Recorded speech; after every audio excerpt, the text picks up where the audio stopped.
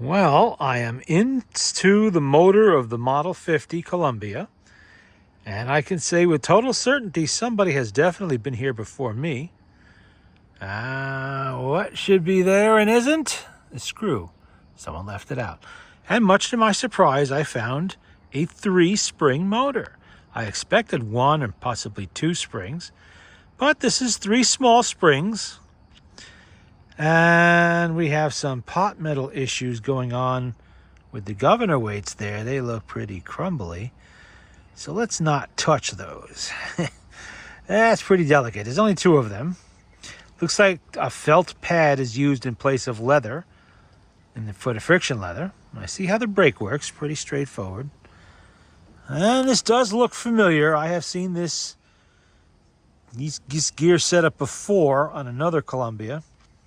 That one was a noisy machine. This one is very quiet. So I'm going to guess that either it just wasn't used very much or something is probably damaged on the other one, like badly worn. Look at all those brass gears. How many we got? 1, 2, 3, 4. Well, we'll stop there. I think there's a 5th down in there. Oh, I'm sorry. There's more over here. I didn't even see those ones. Yeah, 5 and 6. Oh, we got quite a few. Quite a few brass gears. And brass does not wear as well as steel does. And when they become worn, they become noisy. But not in this case. I see how that springs setup is. It looks like this piece slides in and out. And there's room here for more, maybe another spring if you wanted to put a 4th spring on there. Possible. I'm not going to, but I guess it could be done. I suppose that would mean that one motor chassis could be used for, well, quite a few. 1, 2, or 3 or 4 spring motors. Saves money in the long run, I guess. Okay, I got the tone arm loose here, and we have a little chunk missing down there. Not in a critical spot, fortunately. And everything else looks okay. A little dirty. No cracks and splits there. Just dirt. And we got some cracks in the center of the diaphragm. Doesn't seem to have affected it. It did sound pretty good when I played it. And the gaskets are there. They do seem to have some softness left in the rubber, which is surprising. Well, there's always the possibility that they've been done recently. Well, not recently, but sometime in the last 20 years, maybe. Does appear to be a solid gasket. The replacement that you get is that sponge stuff that I'm not particularly fond of. Looks like we have some more rubber there under the nut. Could it be an insulator there somehow? Probably is.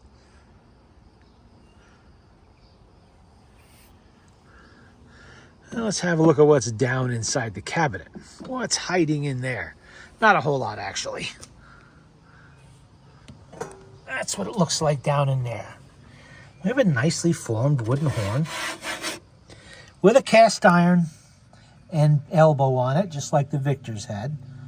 Well, similar anyway. The Victor's is a bit longer than that, but same idea. Very clean in there. Look how clean it is inside there. It's like it was just made a couple of years ago instead of almost, well, over a century.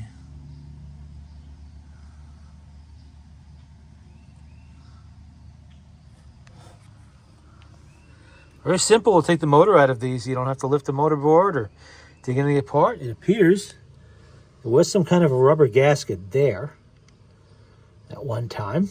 Not sure what that was doing, but I guess just providing an air seal. The needle cups. And this, of course, comes right out. A whole bunch of spent needles in there. Oh, how'd that dent get there? Somebody dropped it, I guess. But at least it still fits back in the hole. Look at even the edges still look new. It almost looks like a commode in a way, doesn't it? If you took the horn out and folded the lid up a little bit more, it does actually have that commode look. Put a chamber pot down in there. Yeah, oh boy. And there's the decal. case I forgot to show it in the last video. When I had this machine playing, there isn't even a whole lot of oil stains down there. I would have expected more. Because the one thing these things like to do is mark territory when the motors leak a bit. And everything seems pretty solid. It's like a little ledged edge down there. Oh, I see how they built it in steps. Okay, I see.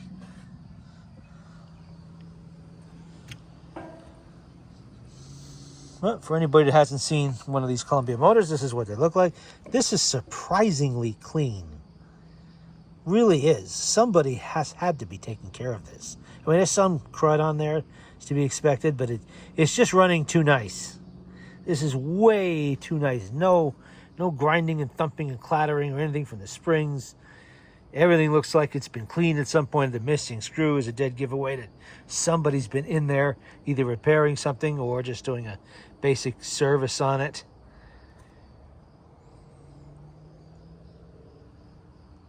There you go. And then I guess it just unscrews right here with nuts, comes right off the plate. Easy enough. Oh, what happened? What happened? I guess I spoke too soon. That's almost spooky. That is almost spooky. Okay. What that is your thump and bump. There it is. That is what happens when the spring inside the barrel gets sticky from dry old grease and it holds in there. And when this unwinds, this is supposed to unwind with it. It didn't. It held back. And now I just let go all at once. Let's see. Yeah. I could feel it. It feels kind of sticky. All right. We know what we have to do there. That's pretty basic stuff.